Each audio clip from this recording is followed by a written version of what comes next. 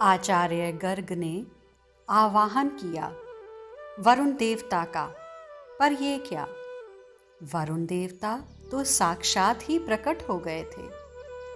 कुबेर का आवाहन किया आचार्य गर्ग ने, साक्षात कुबेर ही प्रकट हो गए।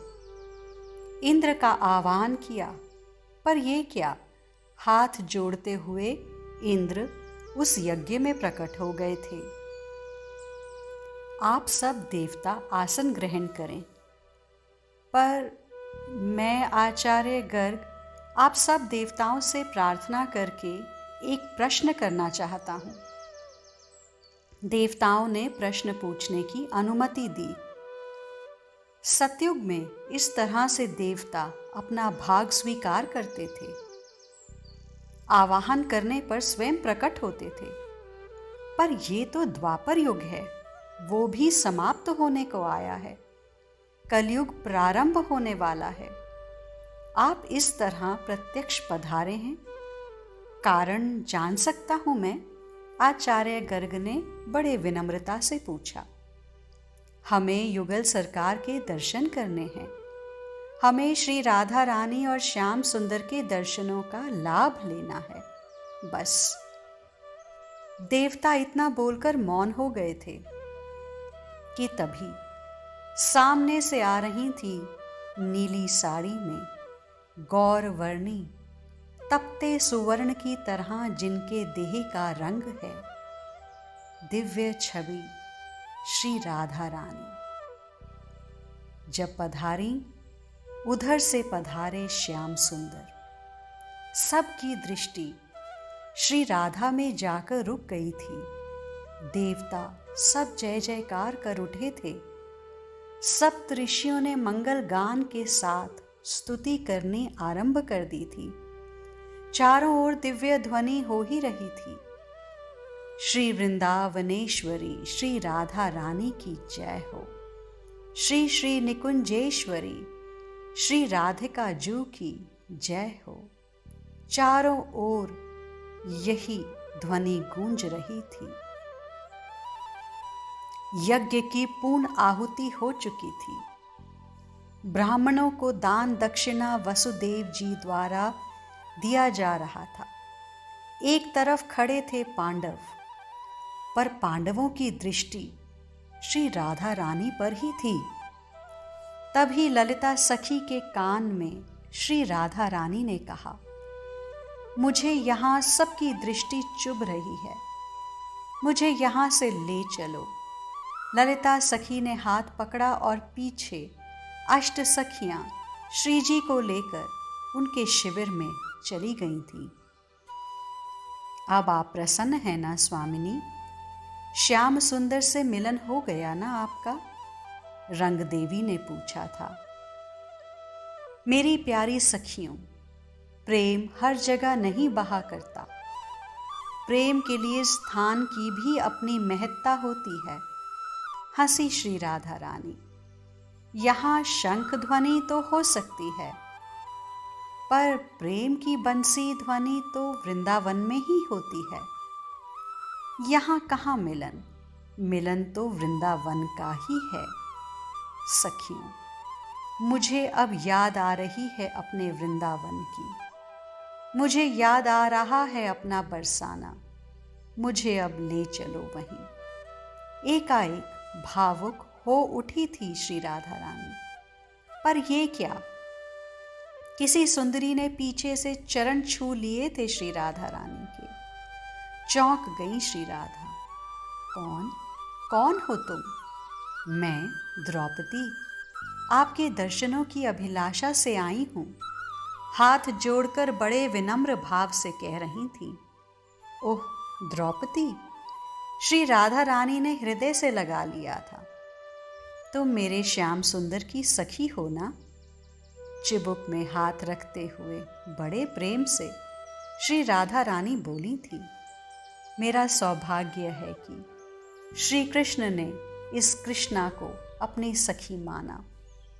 मुझसे मित्रता की मैं अपने आप को धन्य मानती हूँ। द्रौपदी कितनी शांत भाव से बोल रही थी। हे राधिके, आपके विषय में कौन नहीं जानता। सखा कृष्ण ने ही कई बार आपकी चर्चा की है और चर्चा करते हुए बड़े भावुक हो उठते हैं, पर मैंने उनकी बातों को कभी गंभीरता से नहीं लिया था। किंतु एक दिन मेरे पतिदेव अर्जुन वृंदावन चले गए, मैंने सुना। वृंदावन क्यों गए होंगे, मैं सोचती रही थी। कई दिनों के बाद मेरे पतिदेव लौट कर आए। तब उन्होंने आपके बारे में जो बताया वो विलक्षण था। आप ब्रह्म की आह्लादनी हैं, आप ही प्रेम हैं, आप सौंदर्य की देवी हैं। हे राधिके, बहुत कुछ कहा था मेरे पति अर्जुन ने। आप प्रेम का साकार रूप हैं, और मैं क्या कहूँ। तब से मेरे मन में यही कामना थी कि आपके दर्शन कर लूँ एक बार, आपके चरण की धूली अपने माथे से लगा लूँ। मेरी इच्छा पूरी हो गई। ये कहते हुए द्रौपदी श्री राधा रानी के चरणों में गिर गई थी। हे अर्जुन प्रिया, उठो। हे यज्ञ सेनी, बताओ क्या जानना चाहती हो।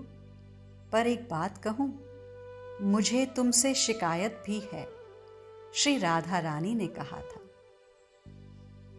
द्रौपदी मुस्कुराई और बोली, मैं आपसे प्रेम तत्व पर कुछ सुनना चाहती हूँ, पर आपको तो मुझसे शिकायत है। प्रेम तत्व को लेकर ही शिकायत है। प्रेम करती हो ना तुम श्याम सुंदर से, मुझे पता है, पर प्रेम के वास्तविक स्वरूप को नहीं जानती द्रौपदी, श्री राधा रानी ने बड़े प्रेम से कहा। मैंने सुना है भरी सभा में जब तुम्हारे वस्त्र हरण किया जा रहा था, उस समय तुमने कृष्ण को पुकारा था। बेचारे भोजन कर रहे थे, भोजन को छोड़कर वे दौड़ पड़े। नयन बरस पड़े थे श्री राधा रानी के। अब कौन सी ऐसी आपदा आ गई थी जो अपने प्रेमास्पद को इतना कष्ट दिया तुमने, श्री राधा रानी भाव में बोल रही थी।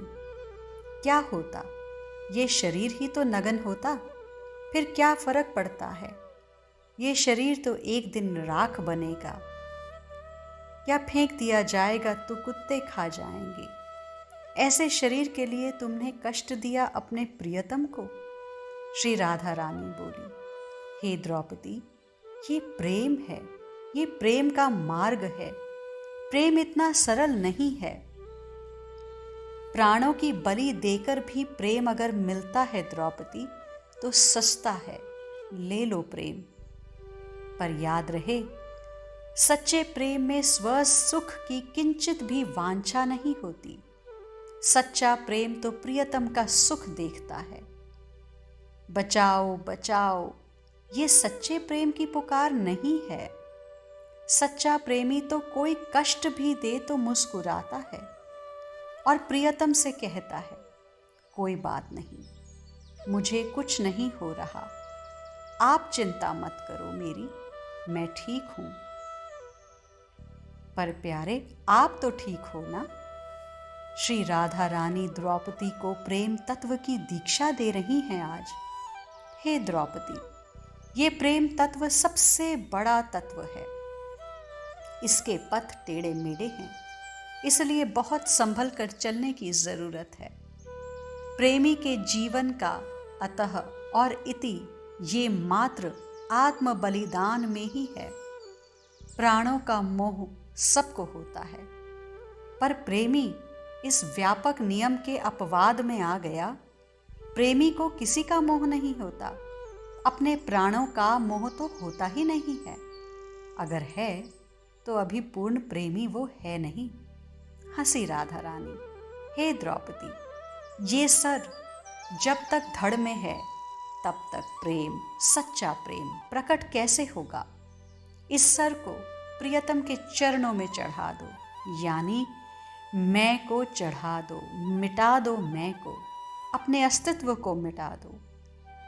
मेरी पहचान मेरे प्रियतम से है। इसलिए तो सच्चा शूरवीर प्रेमी को ही कहा गया है।